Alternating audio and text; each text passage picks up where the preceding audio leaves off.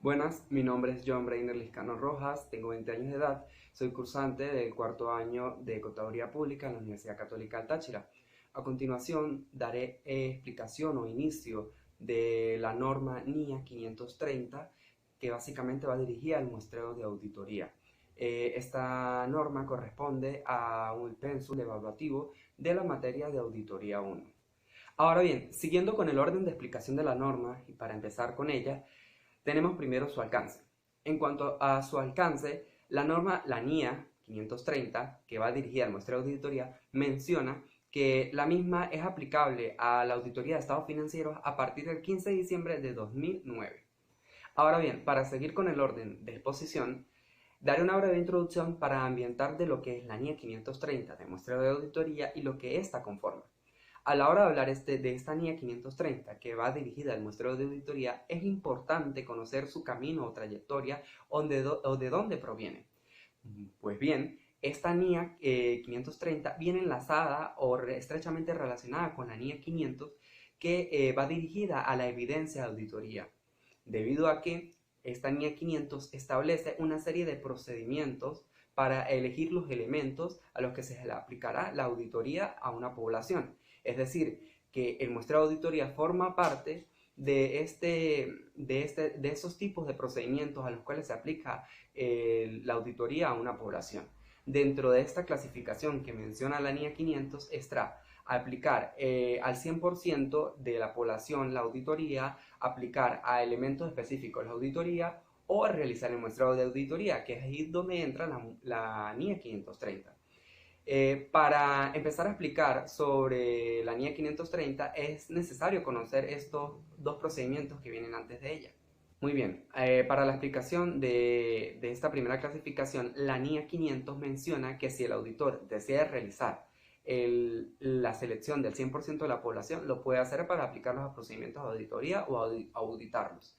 Pero esto puede verse limitado debido a que en la parte de las pruebas de controles, debemos recordar que las pruebas de controles son aquellas a las que se aplica para saber si los controles de ciertas partidas o de algunos elementos tienen eficacia o no, si son eficaces o no son eficaces.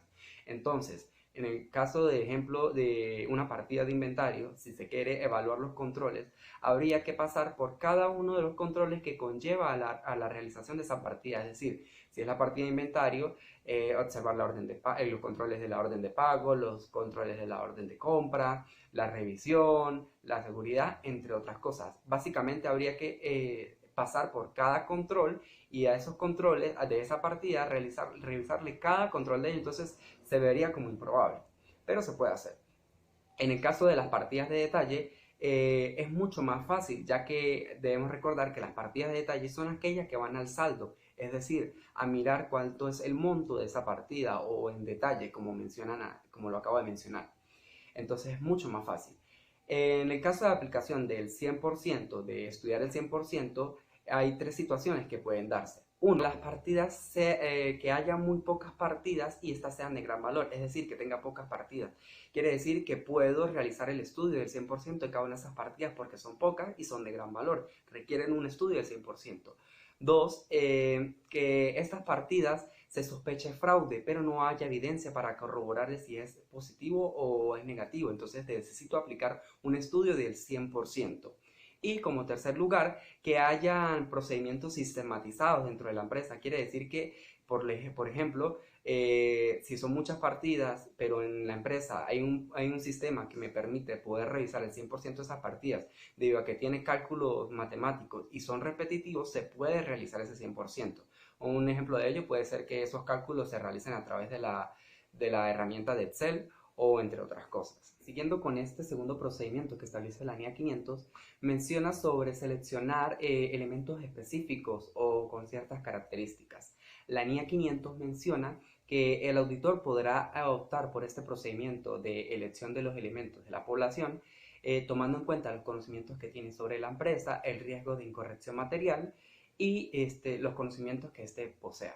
Dice que la NIA 500 que este procedimiento se puede aplicar como primer instancia cuando quiera seleccionar partidas claves o partidas de gran valor. Quiere decir que solamente va a seleccionar partidas específicas o partidas aquellas que tienen muchísimo valor.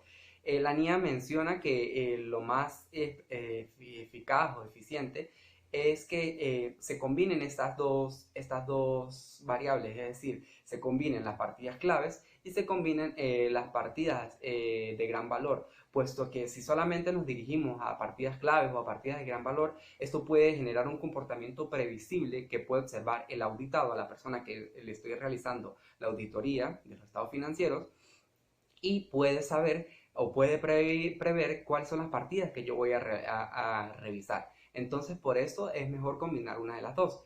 La segunda instancia en que puede aplicar este elemento es cuando desea aplicarlo a partidas que superan un dicho importe, partidas por lo menos que estén por encima de tanto, voy a elegir solamente esas partidas. Y como última instancia, solamente para obtener información para estudios del auditor. Debe acotarse que este segundo procedimiento no permite realizar conclusiones al 100% de la población. ¿Por qué? Porque solamente estoy eligiendo características específicas o elementos específicos de esa población y no puedo concluir, no estoy agarrando representativamente toda la población, estoy utilizando solamente un segmento de esa población. Debido a que solo puedo concluir a esos elementos específicos, no puedo proyectarme al 100% de la población, solamente me limito a poder concluir a esos caracteres especiales que acabo de elegir de las partidas. Y como tercer procedimiento ya nos encontramos con el muestreo de auditoría, es decir, el ANIA 530 que estamos trabajando, el cual la NIA 500 menciona que el auditor podrá utilizar el muestreo de auditoría como procedimiento para seleccionar los elementos para poder llegar a conclusiones razonables, es decir, poder concluir en base a una muestra, poder concluir el 100% de la población. Este tema lo trataremos con más profundidad más adelante. También es importante acotar que así como la NIA 530 está bien relacionada, muy relacionada con la NIA 500, también se encuentra relacionada con la NIA 320, que trata sobre la materialidad de ejecución, la cual influye mucho a la hora del cálculo del tamaño de la muestra cuando estamos aplicando el muestreo de auditoría. Cabe mencionar que cualquiera de estos tres elementos que desee utilizar el auditor, sea aplicar el estudio al 100% de la población, aplicar el estudio solamente a partidas selectivas o carácter específico, o aplicar el muestreo de auditoría, queda a juicio profesional o a los conocimientos técnicos que éste pueda obtener, ya que hay que tener bien en cuenta que para aplicar el 100% pues requiere un arduo trabajo porque son el 100% de las partidas de una población. Para aplicar las partidas selectivas solamente se puede limitar o se ve limitado a emitir conclusiones en base a esos caracteres específicos que acaba de determinar. Y para aplicar muestreo de auditoría, pues aquí sí le permite, da más solución a que usted pueda emitir una conclusión al 100% de la población en base a una muestra que acaba de utilizar. Con respecto al alcance que esta NIA 530 pueda tener, va referida a básicamente que si el auditor desea utilizar este procedimiento de muestreo de auditoría como mencionamos anteriormente, lo puede hacer. Todo se reduce a sus conocimientos técnicos, a su juicio profesional que pueda tener el auditor. Luego de esto, si el auditor desea utilizar el muestreo de auditoría como el procedimiento de selección de los elementos, este podrá realizarlo a través del muestreo estadístico y no estadístico para llegar a realizar su diseño, a realizar el diseño de la muestra, a calcular su tamaño y a poder seleccionar esos elementos de los cuales ya se tiene el tamaño que se va a elegir. También es importante acotar que esta NIA 530 forma parte de estos tres procedimientos que establece la NIA 500. Entonces, básicamente, como ya se mencionó anteriormente, se encuentra muy entrelazada con esta NIA 500, la cual establece estos ciertos procedimientos. Siguiendo con el orden de esta exposición, a la hora de esta aplicación de muestreo de auditoría surgen términos o definiciones que atañen específicamente a lo que es el muestreo de auditoría. Es aquí donde entra el marco conceptual. Entonces tenemos una serie de definiciones que vamos a esclarecer a continuación. Primero tenemos el muestreo de auditoría, que es básicamente lo que acabamos de mencionar anteriormente, que dice que el muestreo de auditoría permite utilizar menos del 100% de la población para poder llegar a conclusiones en base a esa muestra, para poder llegar a conclusiones al 100% de la población. Y también establece, cabe de añadir, que permite que se seleccionen o que elijan los elementos y estos tengan la misma posibilidad de cada uno tenga la misma posibilidad de poder ser elegidos dentro de este muestreo de auditoría. Hay que tomar en cuenta que como solamente se hacen conclusiones en base a una muestra dirigidas a una población, son conclusiones razonables. ¿Qué quiere decir esto? Que por lo menos si una persona aplicaría al 100% de la población, serían conclusiones absolutas, porque es al 100%, al total de la población. Pero como esto es conclusiones de la población en base a una muestra, son conclusiones razonables. También hay que tener en cuenta que este muestreo de auditoría puede ser aplicado tanto en pruebas de control como pruebas de detalle, como habíamos mencionado. Las de control, que van específicamente a la eficacia o ineficacia de los controles que se aplican en la empresa, o las de detalle, que van a corroborar el saldo que presenta ahí y que se pueda corresponder con la realidad que están presentando en la evidencia que le están dando al auditor. El siguiente término es la población. Pues básicamente la población, si sabemos que la muestra es una parte del 100%, entonces la población podemos definirlo que es el 100% o los elementos completos que se van a utilizar para realizar la muestra de auditoría. Cabe mencionar que algunas personas pueden llamarlo universo, lo llaman universo, o lo pueden llamar población, pero debe entenderse que es el 100% de lo que se está estudiando. Como tercer término tenemos el riesgo de muestreo. Este riesgo de muestreo, ¿qué quiere decir? Básicamente, para plasmarlo con un ejemplo, es que las conclusiones que se lleguen a partir de un muestreo de auditoría sean diferentes a las conclusiones que se obtuvieron a partir de auditar el 100%. Es decir, que por lo menos si una persona auditó e hizo un muestreo de auditoría y llegó a una conclusión en base a la muestra hacia la población, y esa conclusión es diferente de una persona que aplica el 100% de la auditoría, puede ser diferente. Entonces ese es el riesgo que puede ocasionar. Este riesgo puede darse en dos situaciones. La primera situación es cuando menciona el auditor o el auditor llega a la conclusión de que todo está bien cuando realmente todo está mal.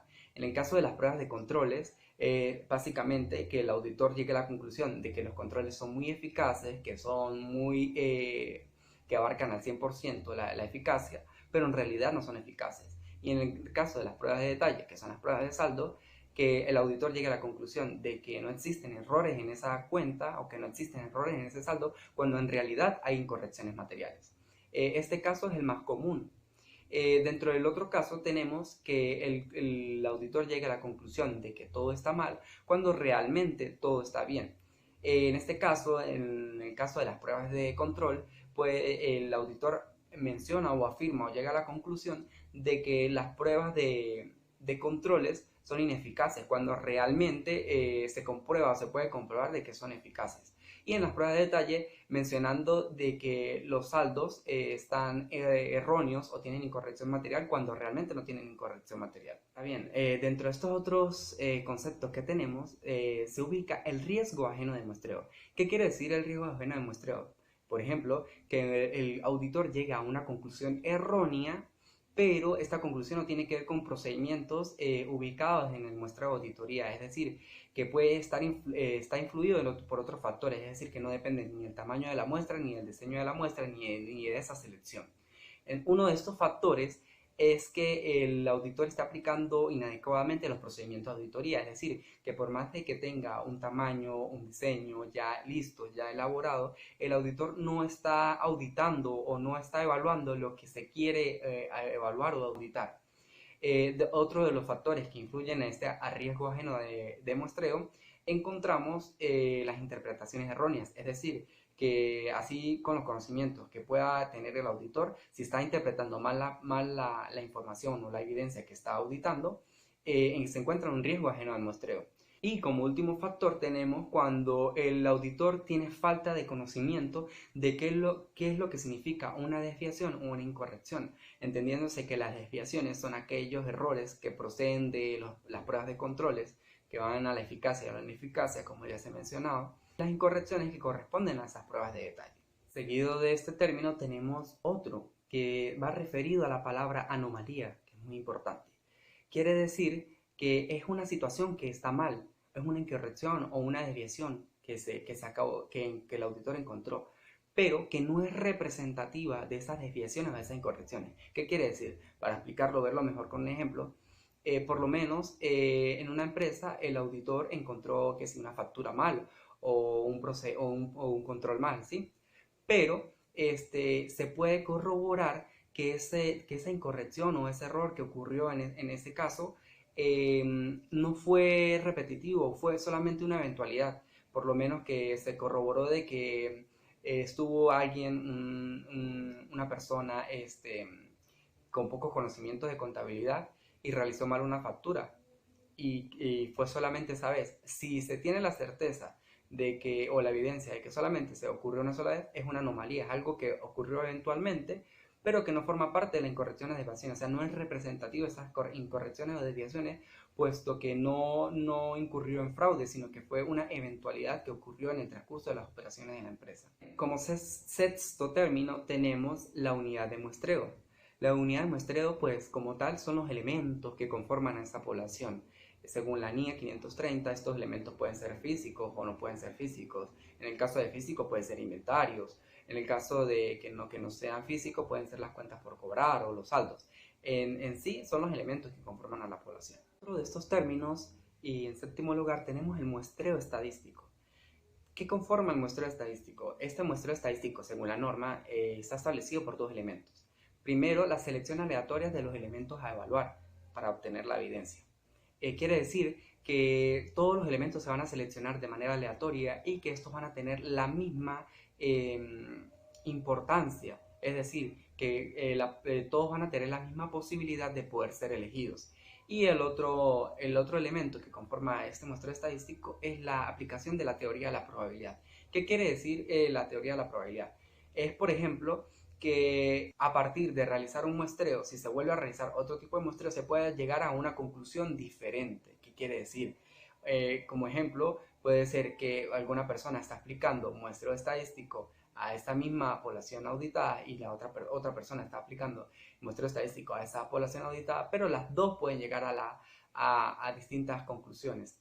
Pues en este caso, en el muestreo estadístico, pues tenemos este tipo de riesgo que podemos llegar a encontrar, pero hay que asumirlo y hay que registrarlo, puesto que si no se realiza el muestreo estadístico, pues toca realizar las otras opciones que ya habíamos mencionado, que es el 100%, que es un poco difícil o arduo, o las aplicaciones selectivas, pero que solamente podemos concluir sobre esos caracteres especiales. Otro término, o en contraste con el término anterior, tenemos el muestreo no estadístico. Y pues básicamente la NIA 530 menciona que el muestreo no estadístico es aquel que posee estas cualidades que acabo de mencionar, es decir, que no se elige de forma aleatoria y que no hace uso de la teoría de la probabilidad. Encontramos otro término que es la estratificación. ¿Qué viene a ser la estratificación? La NIA 530 menciona que la estratificación viene a ser otra estrategia de aplicar muestreo de auditoría. Básicamente consiste en dividir la población, la totalidad, en subpoblaciones o en estratos.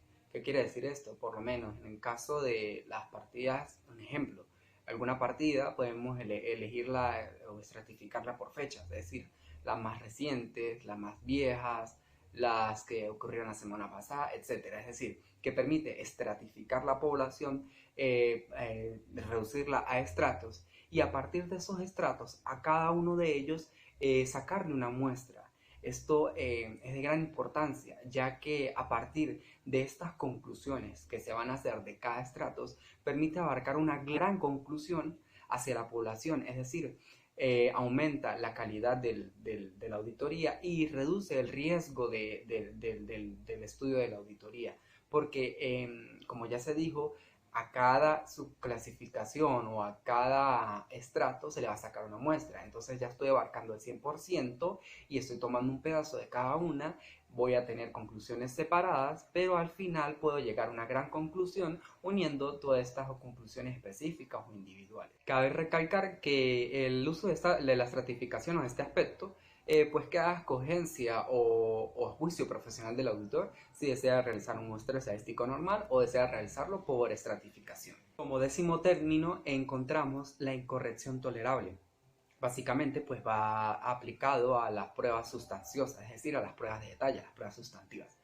Básicamente establece que cuando el auditor está realizando el procedimiento de muestreo, puede llegar a establecer un rango tolerable o un valor tolerable de incorrecciones que puedan encontrar dentro de esa población o dentro de esa muestra. Entonces, ¿qué quiere decir esto? Que así esté alguna parte mal, si se encuentra dentro de ese rango que puede tolerar incorrecciones, la población está bien. Pero si ya el auditor se encuentra en la situación de que encuentra más incorrecciones de lo que él estimó o de lo que él puede tolerar, ya se puede encontrar que la población está mal. Pero si está dentro de esos rangos, la población está bien, aún sabiendo de que se están encontrando esas incorrecciones, pero tiene que estar dentro de ese valor tolerable o ese saldo tolerable que especifica el auditor en caso de las pruebas de detalle. Ya bien, para finalizar con este marco conceptual, tenemos por el último término el porcentaje de desviación tolerable. Entiéndase porcentaje de desviación tolerable, aquellos aplicados a las pruebas de controles. En este caso no suele ser un valor de corrección tolerable, sino un porcentaje. ¿Por qué? Porque las pruebas de control, como ya se mencionó, van específicamente dirigidas a si el muestreo son eficaces o no son eficaces. Es decir, que voy por ejemplo, a evaluar los controles de la partida de inventarios, todos sus controles, ¿sí? Pero puedo estipular un porcentaje de desviaciones que pueda encontrar en esos controles. Es decir, que si tengo 10 partidas por auditar, puedo establecer que solamente voy a aceptar el 2% de que esos controles estén mal. Es decir, dos partidas, dos controles que estén mal. Pero cuando se encuentran, en el caso de estas partidas de pruebas de control, cuando se encuentra fuera de este porcentaje, entonces la población está mal. Pero si se encuentra dentro de este porcentaje, podemos decir que los controles están bien, están adecuados a la población. Pero si ya sale de este porcentaje, al igual que las incorrecciones, que se salga del valor, ya se puede concluir de que todos los controles o que la mayoría de los controles pues están mal. Ya habiendo mencionado una introducción de esta NIA, viendo su alcance, descubriendo estos conceptos que atañen a esta norma, tenemos los requerimientos éticos, que básicamente son los procedimientos que debe realizar el auditor cuando está aplicando un muestreo de auditoría. Anidado a esto, pues tiene que hacer uso de su conocimiento de un juicio profesional para poder aplicar el muestreo de auditoría. Como primera instancia, como primer paso, el auditor tiene la obligación, en el caso de aplicar muestra de auditoría, según la norma, de primero diseñar el tamaño, diseñar el muestreo de auditoría o la muestra. Después, ubicarse en el tamaño, estipular algún tamaño con el que va a trabajar para la muestra. Y por último, seleccionar esos elementos que van a conformar o que van a ir llenando el tamaño de la muestra. Es decir, que si mi muestra es de, por ejemplo, número 30, ya cuando tenga seleccionado el diseño de la población, el tamaño de la población, voy a ir seleccionando cada uno aleatoriamente hasta llegar a 30, que es mi tamaño que ya se ha estipulado. Ahora bien, como primer paso de este primer procedimiento o este primer paso, valga la redundancia, tenemos el diseño. Básicamente, la NIA establece que el diseño pues dependerá de los conocimientos que tiene el auditor, los conocimientos técnicos propios y los conocimientos totales que tenga sobre la población. También dependerá de su juicio profesional, de esas decisiones que pueda tomar el auditor, como también dependerá si desea estratificar, si desea realizar un muestreo de auditoría normal, de forma aleatoria, o si desea estratificar y sacar muestras de esa estratificación. Queda concluido que básicamente la NIA menciona es que el auditor, pues, para realizar su diseño, tiene que aplicar todos sus conocimientos técnicos o adquiridos a lo largo de su carrera, como también hacer el uso del juicio profesional. Todo queda en base al juicio que tenga el contador, en este caso sería el auditor, para realizar el muestreo de auditoría y poder realizar su diseño. Está bien, dentro de este segundo paso, dentro del primer requerimiento que establece esta NIA, tenemos el tamaño de la muestra. Básicamente se reduce a que la NIA establece que el auditor pues para aplicar el muestreo de auditoría, tiene que realizar el cálculo del tamaño de la muestra. Voy a aclarar que este cálculo del tamaño de la muestra a la hora de abarcar un mayor tamaño de la muestra, puede reducir el riesgo de muestreo, ya que si se utiliza un menor tamaño de elementos, puede haber mayor riesgo porque está abarcando menos. Entonces podemos concluir que es una relación inversamente proporcional, es decir, que entre más tamaño utilice el auditor o el contador, el profesional auditor en el muestreo de auditoría, menos va a tener riesgo y más exactitud van a arrojar esos resultados. Pero si tiene un menor tamaño, pues el riesgo va a aumentar. Dentro de esta norma, el tamaño establece que debe o se puede hallar a través del juicio profesional o a través de cálculos en base a la estadística. Dentro de este cálculo en base a la estadística, podemos hacer uso o mención o ejemplo de una guía que emite la IFAC, que es la Federación Internacional de Contadores, que es una guía para el uso de las normas del uso de las normas de auditoría para pequeñas y medianas entidades, en el cual en su página 284 establece una forma específica de cómo hallar el tamaño de la muestra. Ahora bien, para el cálculo del tamaño de la muestra en base a cálculos estadísticos, de acuerdo a lo anterior, esta guía establece una serie de pasos para realizar este cálculo del tamaño de la muestra. El primero de ellos es seleccionar el nivel de confianza y el factor de confianza. Este nivel de confianza y factor de confianza puede darse a través de una tabla que establece la IFAC, en donde puede encontrarse a su lado izquierdo un nivel de confianza y a su lado derecho un factor de confianza asociado a esta tabla. Esto queda a criterio o a juicio profesional del auditor. En el caso de las pruebas de controles, pues esta guía menciona que es como la base o son las columnas para dar paso al nivel de confianza que se va a hallar en las pruebas de detalle. En el caso de las pruebas de control, solamente se utiliza o se selecciona en base al juicio profesional del auditor un porcentaje de confianza. ¿Qué quiere decir esto?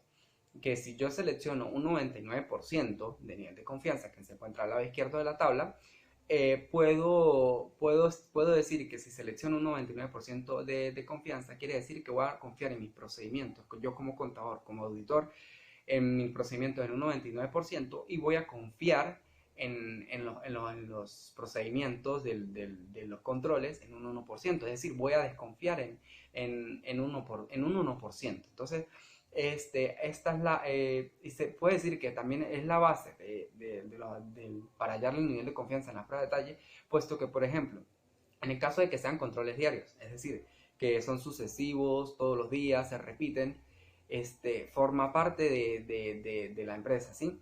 Pero si falla algo en esos controles diarios, o si yo llego a confiar más en esos controles y no confío más en los procedimientos que yo tengo, pueden verse afectados esos saldos o esos detalles que puede darse en las pruebas de detalles. Entonces, básicamente es como la base para hallar el nivel de confianza en las pruebas de detalle. En el caso del nivel de confianza en las pruebas de detalle, pues puede dar base de las pruebas de controles. Por ejemplo, en las pruebas de controles se seleccionó un nivel de confianza del 99% y confiar en los controles en un 1%. Y los chequeos dieron excelente, es decir, que los controles están bien, todo está perfecto, son controles diarios. Si esos controles diarios están bien, yo puedo ya en las pruebas de detalle confiar un poco más en esos saldos que arrojan esos resultados, porque si estoy viendo que los controles están bien, quiere decir que esos saldos también estarían bien. Entonces voy a confiar un poco menos en mis procedimientos y confiaría un poco más en los saldos. Entonces, si confiaría un poco más en los saldos, puedo utilizar un nivel de confianza del 65%. Es decir, que puedo confiar un 65% y el restante en confiar en los controles. Y entonces en el caso de estas pruebas de detalle, pues va a tener anidado un factor de confianza, puesto que como estas pruebas son de saldos, son sustanciosas, son de números, se va a utilizar para cálculos matemáticos y por eso se hace uso de un factor de confianza. En el caso de las pruebas de detalle solamente se hace uso de este nivel de confianza. Esto en razón o en concordancia de que las pruebas de controles, pues como ya se ha dicho, mide la eficiencia y la eficacia, entonces no lo podría medir, no podría utilizar un factor de confianza porque eso se utiliza en las pruebas de detalle, porque solamente voy a medir en un porcentaje cuánto voy a poder confiar en los controles o cuánto no puedo confiar en los controles. Segundo paso, pues cabe aclarar que este paso solamente aplicaría en este caso para las pruebas de detalle, porque como ya mencionamos, las pruebas de control solamente es para estipular un nivel de confianza. Entonces, ya el segundo paso, que es calcular el intervalo de muestreo, aplicaría solamente para las pruebas de detalle. El intervalo de muestreo se calcula a través de dividir el intervalo tolerable o el error de ejecución o la materialidad de ejecución del trabajo entre el factor de confianza. El factor de confianza pues es el valor que viene anidado al nivel de confianza que acabamos de elegir. Esta materialidad de ejecución, como ya había dicho inicialmente en la introducción, dependerá de la NIA 320, que es la que corresponde a eso. Entonces, toda esa materialidad de ejecución o esos cálculos atañen a esa NIA 320, que, como había mencionado anteriormente en la introducción, pues juega un papel importante dentro del tamaño de la muestra, dentro de si disminuye o aumenta, y esto lo vamos a ver dentro de unos ejemplos que voy a explicar un poquito después de explicar el tercer paso. Una vez ya habiendo pasado por este primer paso, que es el nivel de confianza, el segundo paso, el intervalo de muestreo, procedemos ya a hallar como tal el tamaño de la muestra. En este caso, el tamaño de la muestra se halla a través de dividir el tamaño de la población entre el intervalo de muestreo. El tamaño de la población, en este caso, un ejemplo, podemos evaluar las cuentas por cobrar. Tenemos 1000 clientes y estas 1000 clientes están las cuentas por cobrar, y esos 1000 clientes que tienen esas cuentas por cobrar está representado por $1.000.000. Entonces, ese $1.000.000 que representa a los 1000 clientes de las cuentas por cobrar es lo que se va a dividir entre el intervalo de muestreo. No se puede dividir los 1000 clientes porque estamos expresándolo todo en unidades monetarias, porque hay que acordarse que son pruebas de detalle, es decir, pruebas sustanciosas. Entonces, a partir de ahí dividimos el tamaño de la población, que vienen a ser las unidades monetarias referidas a esos clientes de las cuentas por cobrar en ese ejemplo, entre el intervalo de muestreo, para dar por concluida el tamaño de la muestra. Con respecto a este tamaño de la muestra, hay situaciones en las que esta puede verse afectada, es decir, que puede aumentar o puede disminuir por ciertos factores. Estos factores pueden ser la materialidad de ejecución, es decir, el error tolerable, y el nivel de confianza o porcentaje de confianza. Estas situaciones las vamos a ver de manera más claras en un ejercicio que voy a explicar seguido de hablar de estas partes de cuando aumenta o disminuye el tamaño de la muestra. Entonces, podemos tener en el caso de los niveles de confianza que la muestra disminuya cuando yo tengo un menor nivel de confianza en mis procedimientos y tengo más confianza en los controles. Quiere decir que si yo confío mucho en los controles, entonces voy a agarrar menos muestras, porque si ya estoy confiando bastante en los controles, voy a agarrar una menos muestra para terminar de hacer la evaluación. Y en el caso de que no confíe en los controles y confíe más en mí, en mi caso un 99%, pues la muestra va a aumentar. Es decir, si yo confío en los controles, necesito agarrar un mayor tamaño de la muestra para poder ampliar o ver esos elementos que conforman la población, puesto que como no estoy confiando en los controles, entonces necesito agrandar o aumentar el tamaño de mi muestra que voy a seleccionar. La otra situación pues abarca a lo que es el error tolerable. Entonces menciona que entre menos error tolerable el auditor, en este caso el contador, pueda aceptar, va a aumentar el tamaño de la muestra. Es decir, si yo voy a tolerar menos, es decir, que voy a aceptar menos error que se pueda presentar en esas evaluaciones, mi tamaño de la muestra va a aumentar. Y en el caso de que acepte errores tolerables, mi tamaño de la muestra va a disminuir, es decir, porque estoy diciendo, bueno, voy a tolerar este cierto grado de error que es un poco alto, entonces mi tamaño de la muestra va a disminuir. Lo veremos más claro a continuación con esta aplicación de ejercicio. Continuando con las explicaciones para determinar cómo aumenta o disminuye el tamaño de la muestra en base a la confianza y a la materialidad del trabajo, que es el error tolerable, tenemos este primer ejercicio, que es cálculo del tamaño de la muestra en base a estadística. Entonces, como primer enfoque tenemos la variación del tamaño respecto al nivel de confianza. Quiere decir que puedo tener una confianza baja, es decir, una confianza alta en mis procedimientos y una confianza baja en los procedimientos de la empresa. Y como una confianza alta en los procedimientos de la empresa y una confianza medianamente baja en los procedimientos que yo estoy haciendo. Entonces, para este ejercicio tenemos como ejemplo de población 1000 clientes de cuentas por cobrar. Estos 1000 clientes de cuentas por cobrar están representados por $1.000.000. Podemos estipular que como auditor o como auditores vamos a utilizar una materialidad de trabajo o un error tolerable que podemos tolerar $100.000.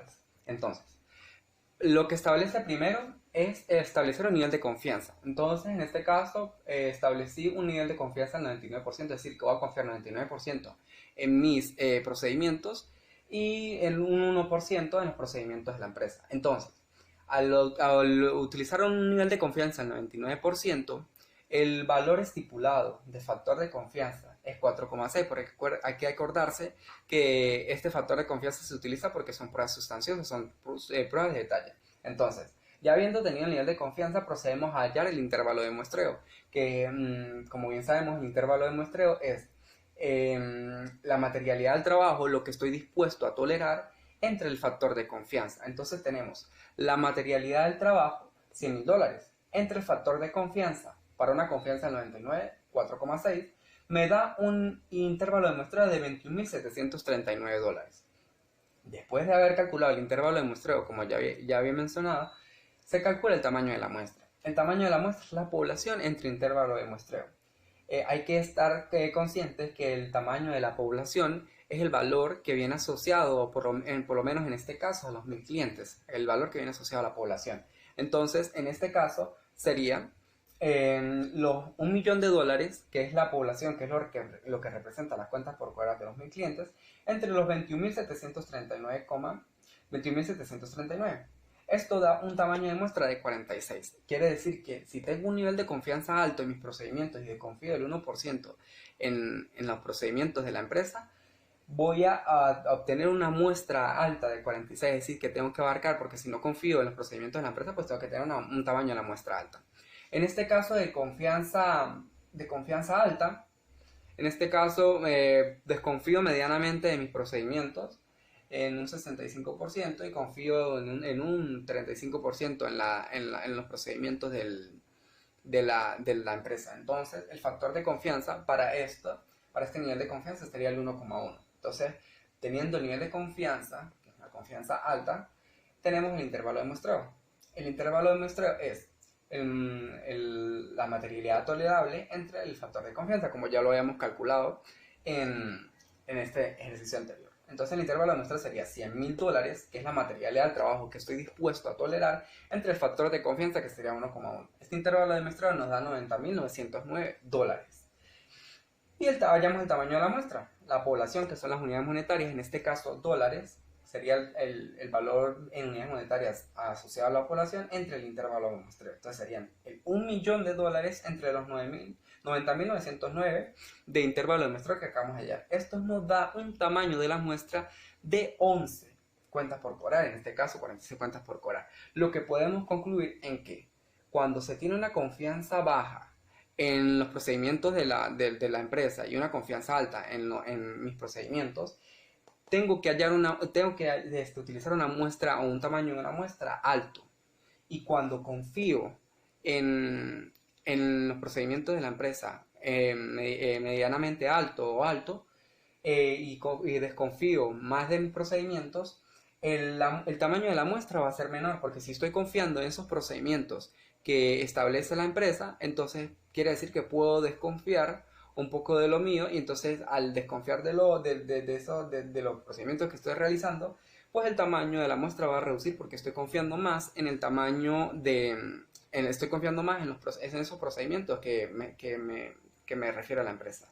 A continuación veremos el otro ejemplo, cuando en este caso la materialidad del trabajo, que es decir, el error tolerable, afectará en si aumenta o disminuye el tamaño de la muestra. Cuando toleramos más error, cuando aceptamos más error tolerable, ¿qué pasa? O cuando disminuye el error tolerable, ¿qué pasa? Podemos hacerlo con este mismo ejemplo, solo que aquí en el caso del intervalo de muestreo ya no vamos a hallar sobre 100.000, sino que estas cantidades van a cambiar porque si voy a tolerar más, tiene que ir un error de tolerable más alto, y si voy a tolerar menos, tiene que ir un error tolerable menor. Continuando con esta explicación de ejercicios, tenemos pues el segundo factor que afecta al tamaño de la muestra en si disminuye o aumenta. Entonces tenemos variación del tamaño respecto al error tolerable. En este caso podemos tener que está un error tolerable bajo, es decir, que el auditor o como auditores toleramos incorrecciones bajas o toleramos más incorrecciones.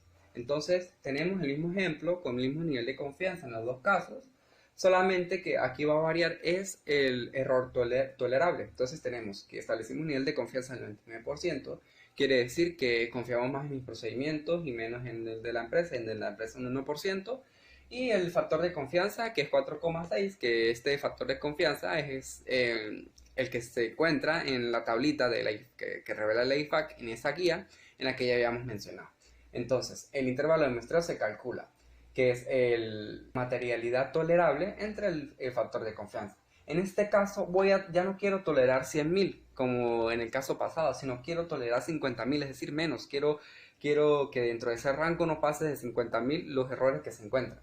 50.000 entre 4,6, que es factor de confianza, da 10.870. Entonces se hace el mismo procedimiento. Tamaño de la muestra es igual al $1.000.000 que corresponde a las unidades monetarias de las cuentas por cobrar entre ese valor. Esto nos da un tamaño alto de la muestra de 92 cuentas por cobrar. Es decir, que entre menos tolere yo un valor, entre menos tolere esa incorrección, más muestra me va a arrojar, más tamaño de muestra tengo que trabajar. Ahora vamos a verlo con el error tolerable alto. Con el mismo nivel de confianza, con su factor de confianza correspondiente, calculamos el intervalo de muestreo, pero en este caso ya no quiero tolerar 50.000, sino quiero tolerar más. Es decir, puedo tolerar $250.000 de los 1.000.000, es decir, que puedo encontrar incorrecciones hasta 250.000. Entonces, 250.000 entre el factor de confianza nos da $54.348. Y hallamos el tamaño de la muestra, que es el tamaño de la población en las unidades monetarias, como ya habíamos dicho, entre el intervalo de muestreo. Esto nos da un tamaño de la muestra de 18 cuentas por cobrar, es decir, que voy a trabajar con menos cuentas por cobrar, porque si estoy aceptando que puedo encontrar más riesgos de $250.000, mi tamaño de la muestra va a disminuir. Entonces, todo queda a juicio profesional del contador si desea utilizar un error tolerable, alto o bajo, y si desea utilizar un nivel de confianza como en el ejercicio anterior, alto o bajo. Todo queda a su juicio profesional, dependiendo de los conocimientos técnicos y de los conocimientos, características que tenga sobre esa población o la evidencia que posea sobre esa población. Ahora bien, como último y tercer paso de este primer requerimiento que constituye el diseño, el tamaño y la selección de la muestra, tenemos la selección, que está por última. La NIE 530 establece que esta selección debe hacerse de forma de que todos los elementos de la población tengan posibilidad de ser elegidos, es decir, que sea una muestra representativa, que puede ser que si es por saldos altos o bajos, que tanto los altos como los bajos como los medianos puedan ser elegidos. Esta NIA establece en su último anexo, en el anexo 4, formas de realizar esa selección. La primera de ellas es la selección aleatoria, la cual establece que se puede hacer a través de tablas o a través de generadores de números aleatorios. En este caso tenemos un ejemplo. El ejemplo de tablas de números aleatorios que se realiza a través de Excel. Es una de las funciones que trae esta herramienta, que es muy importante. Y una página que recomiendo, que se llama random.org, en el cual se le establece un tope de números de la población. Por lo menos si la población es de 100, puedo establecer que los números a elegir, los números aleatorios a elegir, van a ir de 1 a 100. Entonces lo que yo voy a ir es dando clic sobre ese botón de generar, y lo que me va a ir generando un número por número por número. Entonces ese número se va tomando, que va a ser el primer elemento que va a constituir esa muestra, y se van tomando todos hasta constituir una muestra total que yo hallo en el caso del tamaño de la muestra. Por lo menos si tengo un tamaño de muestra 30, voy a ir generando hasta llenar el tope de esos 30 de los elementos. Otro de estos muestreos es el sistemático, el incidental, el monetario, en bloque. Estos muestreos, pues como menciona la norma, pues no son muy acertados, puesto que no toman en cuenta pues todos los elementos para que todos tengan la misma posibilidad de ser elegidos. Entonces el más común o el más usado es elegir aleatoriamente, sea por tabla de números estadísticos o por páginas web, en este caso la que estoy recomendando. En el caso de la selección del muestreo no estadístico, en este caso, sería el juicio profesional de contador y todos esos conocimientos técnicos y bases que he mencionado anteriormente que debe tener el auditor a la hora de realizar este muestreo. Ya habiendo mencionado este primer procedimiento que corresponde al diseño, tamaño y selección, continuamos con el segundo requerimiento que refiere a los procedimientos que se debe realizar a cada elemento de la muestra elegida. Entonces, básicamente, la NIA 530 establece que por lo menos, por ejemplo, si ya tenemos un tamaño de la muestra de 30 y ya seleccionamos ese tamaño ya seleccionamos esa muestra, sea por el muestreo sistemático, o por otro tipo de selección, tenemos que realizarle un procedimiento a cada una de esos elementos que conforman esa muestra. Es decir, que si tengo una muestra de 30, tengo que ir de uno en uno revisando cada uno sus procedimientos para verificar la veracidad. Es decir, el auditor o la persona que audita tiene que hacer un reconocimiento, tiene que averiguar cada elemento para poder llegar a esa conclusión. Hay dos situaciones en las que la NIA 530 menciona que no se puede aplicar estos procedimientos. La primera es que no se puede aplicar al procedimiento original y tenga que ser o hacerse sobre un sustituto. ¿Qué quiere decir esto? Por lo menos en el caso de que se presente, por ejemplo, se van a examinar una serie de cheques y en uno de esos cheques que se seleccionó dentro del tamaño de la muestra haya uno anulado. Quiere decir que no le puedo aplicar procedimientos a ese cheque, no puedo averiguar nada porque está prácticamente anulado, no me indica más nada. Para poder corroborar esto, el contador tiene que valerse de evidencia para saber si eso se encuentra anulado y pueda presentarse como una anomalía, es decir, que algo que se presentó eventualmente. La segunda situación que prevé esta norma es cuando no se puede aplicar ni el procedimiento original ni se puede aplicar ni procedimientos alternativos. Cuando menciona lo del procedimiento original, quiere decir por lo menos que no se encuentra evidencia, en el caso de que estemos evaluando cheques, de algún cheque o de algún documento, no se encuentra la evidencia correspondiente a esa transacción. Entonces, como no encuentro evidencia a esta transacción, trataré de averiguar del medio exterior si eso corrobora o si eso corresponde con ese saldo. Entonces, a la hora de realizar esa corroboración externa, tampoco consigo atención o captación de las personas externas para corroborar eso. Como no puedo corroborar ni internamente ni externamente, no puedo aplicar ningún procedimiento para hacerle seguimiento, se puede delimitar como una corrección o una desviación, es decir, una corrección en el caso de que sea una prueba de detalle o en el caso de las pruebas de control, una desviación. Es decir, si no puedo aplicar ni lo interno ni lo externo, ya lo califico como una desviación o como una incorrección. Ya teniendo como tercer requerimiento, el auditor tiene que, en este caso, el requerimiento exige que tiene que reconocer la naturaleza y las causas de esas desviaciones o esas incorrecciones. En caso de desviaciones, las pruebas de control, como se ha dicho, y en caso de las incorrecciones, las pruebas de detalle. En este caso, como el título de este requerimiento le dice, tiene que indicar cuál fue la causa de esa incorrección o esa desviación, cuál fue su naturaleza, por qué se causó, en qué momento se causó. Tiene que determinar todo, hacer sus respectivas averiguaciones para concluir. Y también tiene que tomar en cuenta si esas desviaciones e incorrecciones que se encontraron, alguna de ellas fue por una anomalía, que ya lo explicamos, que es una actividad eventual, que no es representativa de desviaciones e incorrecciones. Entonces hay que tomar eso en cuenta porque esas anomalías no se podrían incluir en la extrapolación que se realiza después de este tercer paso hacia la población. También la NIA menciona, la NIA 530, que estas causas que se determinan de las desviaciones y las incorrecciones, el auditor puede notar si alguna de ellas tiene características en común, y si las posee, puede llegar a realizar la extensión de los procedimientos del muestreo de auditoría, es decir, puede extender los procesos para seguir averiguando o seguir investigando por qué se han causado esas desviaciones o esas incorrecciones. Cuarto paso ya, o como cuarto requerimiento, la NIA establece la extrapolación de las incorrecciones. Pues obviamente las incorrecciones pues dirigidas a las pruebas de detalle. ¿Qué quiere decir con extrapolar?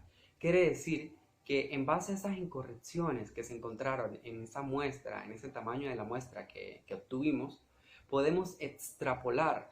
Es decir, podemos decir que si esto está ocurriendo en la muestra, si se encontraron estas incorrecciones en la muestra, podemos extrapolar o imaginar o tener una base de que posiblemente también me estuviera sucediendo en la población, solamente de forma analítica o de forma imaginativa. La NIA establece que no se puede cuantificar, es decir, yo no puedo decir de si en correcciones encontramos el 2% de las cuentas por cobrar, un ejemplo, no puedo extrapolar a la población y decir que también el 2% de la población tiene incorrecciones en las cuentas por cobrar. No puedo hacerlo, solamente de forma analítica, es decir, puedo tener una base de que si está ocurriendo, si está ejecutándose este hecho, puedo determinar que posiblemente, como una base o como una imaginación, puede que esté sucediendo en la población, pero más no se puede identificar, solamente extrapolar. Es decir, que en base a esto puede que también esté sucediendo eso en la población. A las extrapolaciones, las incorrecciones, debemos tomar en cuenta que la NIA menciona que las anomalías no se pueden incluir. Y después es lógico, porque si una anomalía fue algo eventual que no es representativo de desviaciones e incorrecciones, no las puedo incluir en la extrapolación, porque la extrapolación es conforme a las incorrecciones como tal. Entonces hay que tomar mucho en cuenta en que las anomalías no se deben incluir. Como último punto, que es como un último requerimiento que establece la NIA 530 para el muestreo de auditoría, es evaluar los resultados de ese muestreo de auditoría. Quiere decir que tiene que evaluar todo el procedimiento que hizo, de todos esos resultados que obtuvo. Entonces el auditor en esa evaluación puede concluir que con respecto a los importes de las desviaciones y las incorrecciones, que es pruebas de control y pruebas de detalle, si se encuentran elevados, se corre el riesgo de que en las desviaciones se encuentre una incorrección material, y en el caso de las incorrecciones, que en los saldos se encuentre una incorrección material. Entonces hay que estar enfocados en eso, pendientes en eso, en el caso de los auditores, de identificar si se encuentran esos valores elevados, y si se encuentran elevados quiere decir que hay incorrecciones materiales, tanto en las pruebas de control como en las pruebas de detalle, que quiere decir que los saldos tienen un cierto nivel o alto nivel de incorrección material. Cosas que puede llegar a concluir este profesional auditor es que en el caso de las pruebas de detalle, es indispensable que utilizar las incorrecciones extrapoladas para poder estimar las incorrecciones materiales de la población. Entonces, si esas incorrecciones extrapoladas superan el límite de tolerable, quiere decir que el muestreo de auditoría no proporciona una base razonable para poder concluir en base a la muestra expresada hacia la población. Es decir, que puede determinar que no es eficiente o no es efectivo. Si el muestreo no proporciona una base razonable para el auditor, él puede decidir. Puede ser varias situaciones. Una de ellas es que solicite a la administración o a la gerencia que se sigan realizando averiguaciones para seguir evaluando las posibles incorrecciones, o que hayan más incorrecciones aparte de esas. También puede hacer uso, si no le proporciona una base razonable, hacer uso de otro procedimiento de selección de los elementos, es decir, puede utilizar la selección del 100%, como ya lo habíamos mencionado, puede utilizar la selección de elementos con caracteres específicos, teniendo en cuenta las limitaciones que posee cada uno.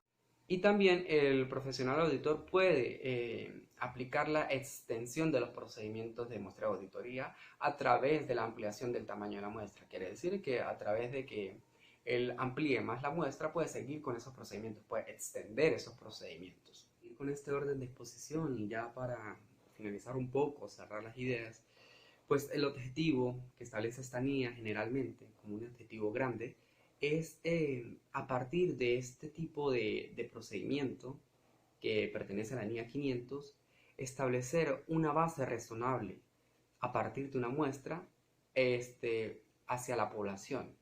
Es decir, que a partir de esta muestra que estoy obteniendo pueda obtener conclusiones razonables. Es decir, como decía al principio, no poder concluir absolutamente porque una conclusión absoluta conlleva que se estudie el 100% de la población.